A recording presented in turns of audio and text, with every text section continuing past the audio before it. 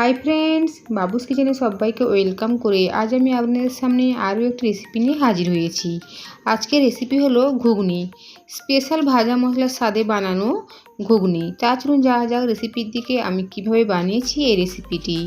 আর ভিডিওটি স্কিপ না করে লাস্ট পর্যন্ত দেখার জন্য অনুরোধ রইল। ঘুগনি করার জন্য আমি এখানে ভেজানো মটর নিয়েছি। মটরটা সারা রাত্রির জন্য ভিজিয়ে রেখেছিলাম। এখন মটরটা সেদ্ধ করে নেব। প্রেসার কুকারের মধ্যে ভেজানো মটরটা নিয়ে নেব। দেবো পরিমাণ মতো লবণ, দেবো পরিমাণ মতো জল। প্রেসার কুকারে ঢাকা চাপা দেবো আর গ্যাসের ফ্লেম একদম কমিয়ে রেখে দুটো সিটি দিয়ে মটর সেদ্ধ করে নেব। প্রেসার কুকারের উপর ডিপেন্ড করে যে কতক্ষণ সময় লাগবে মটরটা সুসিদ্ধ হতে। মটরটা এমনভাবে সেদ্ধ করতে হবে, ভালোভাবে সেদ্ধ হবে অথচ যেন গলে না যায়। ঘুগনির জন্য মটর সেদ্ধ হতে থাক, এদিকে আমি ঘুগনির আলুটা ভেজে নেব। কড়াই বসিয়ে দিয়েছি, কড়াইয়ের মধ্যে দেবো সর্ষের তেল। তেল গরম হয়ে গিয়েছে, তেলের মধ্যে দেবো ছোট ছোট করে চৌকো করে কেটে রাখা আলু। দেবো হলুদের গুঁড়ো, হাফ চামচ মতো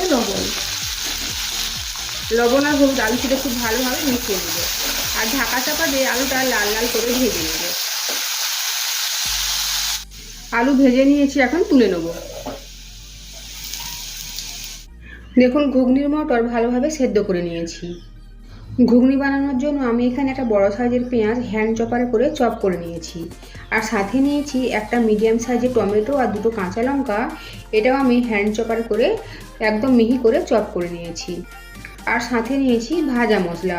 এই ভাজা মশলার জন্যই কিন্তু ঘুগনির স্বাদ আরও দ্বিগুণ হয়ে যাবে।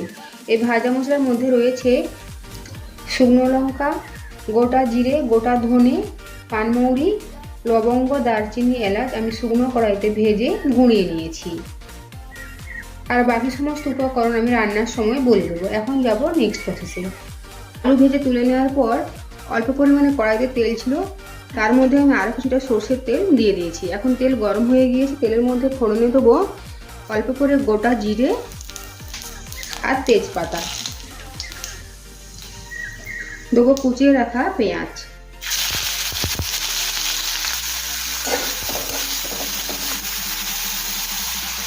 পেঁয়াজের মধ্যে দেবো অল্প পরিমাণে লবণ আর দেবো অল্প পরিমাণে চিনি।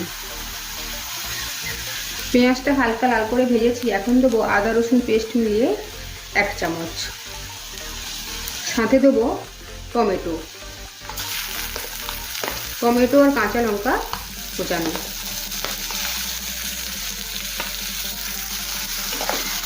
সব কিছু ভালোভাবে নেড়ে মিশিয়ে নেব আর কিছুক্ষণ সময় নিয়ে কষিয়ে নেব। এর ফলে টমেটো নরম হয়ে যাবে, সাথে সাথে আদা রসুন কাঁচা গন্ধ চলে যাবে।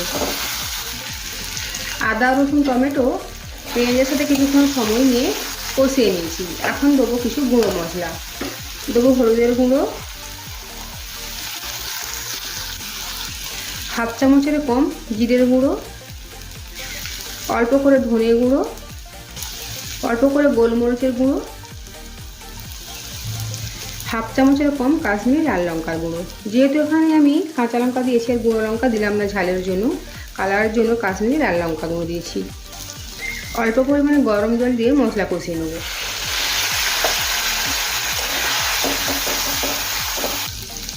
মশলা খুব ভালোভাবে কষানো হয়ে গিয়েছে, এখন দেবো আগে থেকে ভেজে রাখা আলু মশলার সাথে মিশিয়ে নেব আর প্রায় মিনিট 2 সময় নিয়ে মশলার সাথে আলু একটু কষিয়ে নেব।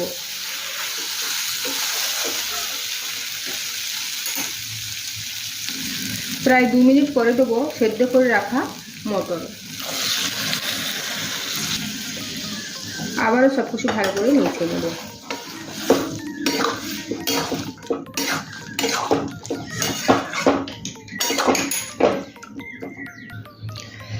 আলু মটর মশলার সাথে ভালো করে মিশিয়ে নিয়েছি। এখন গ্যাসের ফ্লেম মিডিয়াম টু হাই রেখে 2 থেকে 3 মিনিটের জন্য রান্না করে নেব। প্রায় 3-4 মিনিট পরে দেবো ভাজা মশলা।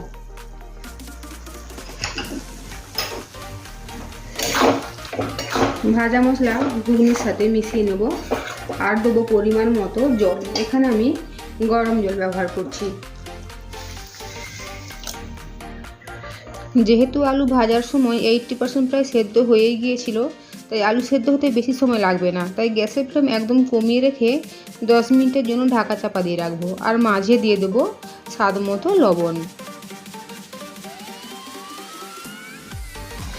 গ্যাসের ফ্লেম একদম কমিয়ে রেখে 10 মিনিটের জন্য রান্না করে নিয়েছি। এর ফলে আলু খুব ভালোভাবে সেদ্ধ হয়ে গিয়েছে।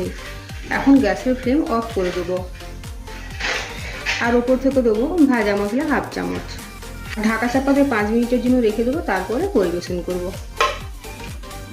তৈরি হয়ে গিয়েছে স্পেশাল ভাজা মশলায় বানানো ঘুগনি।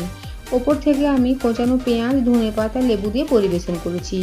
আজকের আমার এই রেসিপি যদি আপনার ভালো লেগে থাকে তো কমেন্ট করে জানাবেন, সাথে সাথে লাইক, শেয়ার ও সাবস্ক্রাইব করার জন্য অনুরোধ রইল। আর ভিডিওটি লাস্ট পর্যন্ত দেখার জন্য ধন্যবাদ।